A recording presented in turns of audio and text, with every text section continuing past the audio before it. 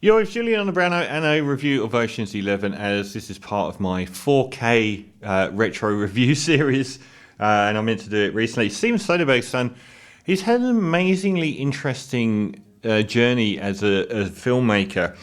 I was just looking through his early films, and I haven't seen many. I mean, the debut film was Sex, Lies and Videotape, which was a huge international success for a low-budget film. But Kafka, King of the Hill, Underneath, Schizopolis, I don't remember these films, even if I've seen them. But he really hit on a genre trope with the masterpiece Out of Sight. And it was the first time that George Clooney, who was then the golden boy of the TV show ER, had transferred really successfully to cinema as a leading man, and Jennifer Lopez as well. And it was in the same style that really is credited with Ocean's 11, which is the witty dialogue, the charismatic leads, the music, particularly David Holmes' iconic soundtrack music. All of the elements of the Ocean's films were in place in Out of Sight. Many people would regard it as being the best of all of those films, but it was a stylistic dynamic that he really honed across those films. Just before that, he had quite a run of... just after that, he had quite the run of it with Erin Brockovich and Traffic, which were multiple Oscar winners and nominees. Two massive films before coming back with Ocean's 11. And since then, he's been all over the place. We got Solaris, obviously a couple of Ocean's films. 12 was terrible, 13 was quite good. Contagion has become the de facto film of COVID. Haywire was a very underappreciated martial arts-ish film. Magic Mike, Behind the Candelabra, the one about the pianist with the candelabras. I can't remember what his name is.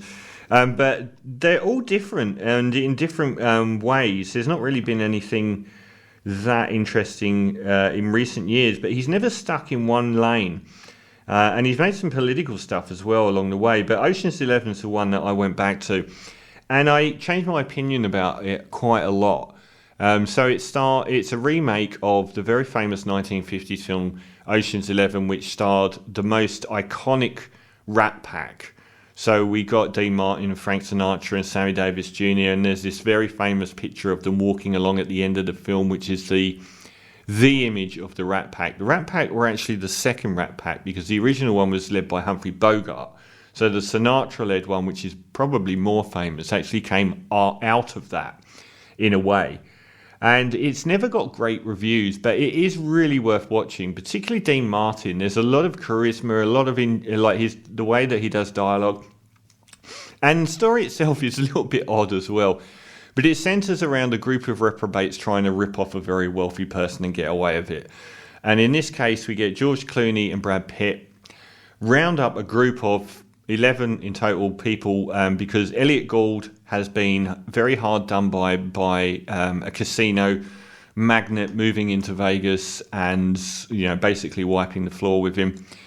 Played by Andy Garcia. The casting is as good as modern films have got in this film.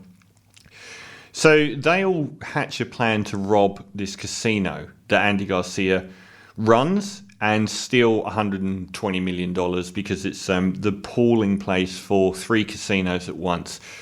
And I guess it's very much a modern Vegas film in the notion of... And that's fitting, because Sinatra and Dean Martin and Sammy Davis Jr. were synonymous with old Vegas when the mob ran it. And this is a film that belongs in the era of the corporate Vegas, where 2 or 3 corporations own every casino. And the whole thing has come down to a money-pinching exercise. I know I was there last year, and I would say don't go to Las Vegas, especially if you're Australian, because it is so expensive. There are 2 things to do there: go out and gamble and go out and drink. Both are so prohibitively expensive you want to stop doing them as soon as you start, which leaves nothing. You sit down and you've blown $100 in 5 minutes and you don't get a free drink, whatever anyone tells you. Maybe that's post-COVID, but you don't. So it was trash, because it was too expensive for anyone to enjoy it. You'd go out and enjoy yourself for a couple of hours and then go and sit in your hotel room because you didn't want to spend any more money. So it's a very much post-corporate Vegas film, and they hatched this impossible plan to rob the impossible bank vault. Now, I've changed my opinion about this film because of the latter films. And it's because the latter films have instilled this version of Ocean 11 and that style in my head that is very, very jokey and gimmicky and goofy and one-liners. And Ocean's 11 is actually a much closer film to Out of Sight. It is a much more thoughtful film. It takes a long time to build up to really anything. It establishes all of the characters over the first half of the film before it gets into the heist. And the casting is just unbelievable. So not only do we get, if you're talking about people with the charisma of Dean Martin and Frank Sinatra, we do actually get Clooney and Brad Pitt. And, as far as modern actors go, it's hard to beat that level of charisma. But you also get Bernie Mac, Elliot Gould, Casey Affleck in a very early role, Don Cheadle in a role that has been pilloried for his terrible English accent to the extent he's now regarded fondly for his terrible English accent. And Matt Damon as well is kind of like the surrogate child of Pitt and Clooney. And then you get Andy Garcia, Julia Roberts. Julia Roberts is really well used, and Andy Garcia is really well used. The cast is amazing. But what really I found brilliant about rewatching it is how little of the goofy Oceans 12 and 13 it had about it. The script was very good. There's some great exchanges between the characters. I remember Brad Pitt saying to George Clooney about, so-and-so's died, and Brad Pitt said, did you send him flowers? And Brad Pitt says, no, but I dated his wife for a bit. It's got crackling dialogue through it. And it's got a slower, more thoughtful pace than I imagined. And the other thing is, the heist itself is magnificent. The heist is really well done. It manages to, up near like The Inside Man or something. It's on a par with The Inside Man for the resolution of the heist when you find out what's really going on. I thought was magnificent. David Holmes' music is as iconic as anything in it.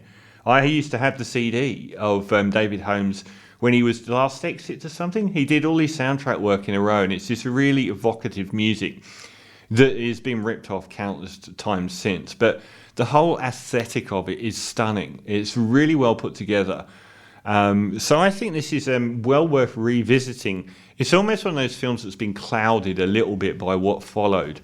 But here, this is going back to 2001. You're getting Brad Pitt and Clooney and Matt Damon 22 years ago.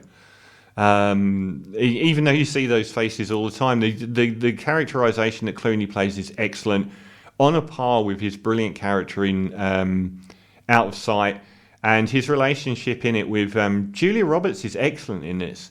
Is really good and really well done. And so is Andy Garcia as a villain, a really charming villain with an air of menace about him. So it's a fantastic film. It really is. I don't really have any faults for it. In fact, I'm going to give it a ridiculously high score because it doesn't really have any faults. And it is the greatest heist movie on a par with the charisma of the cast, the ingenious nature of the heist, and not putting a narrative foot really wrong with the sting. And, you've got Newman and Redford in these films. No one can possibly reach those heights of charisma, and the sting itself, the A-grade all-time heist movie with the twist when you find out what's going on. This is the equal of the sting. It's as good a movie. So I'm going to give Ocean's 11 well worth going back to. I thought Ocean's 3, the Ocean's 13 film, was excellent, but not in the same league. It was a bit of that goofy sort of style. Ocean's 12 was a debacle. And I haven't seen one of the smuggest and most self-satisfied films ever. And I've not seen the female version, Ocean's 8 or whatever it was called. But Ocean's 11 stands alone as the greatest heist movie of the last 30 years, and a beautiful piece of filmmaking by Steven Soderbergh. So I'm going to give it a whopping 9.5 out of 10 for Ocean's 11.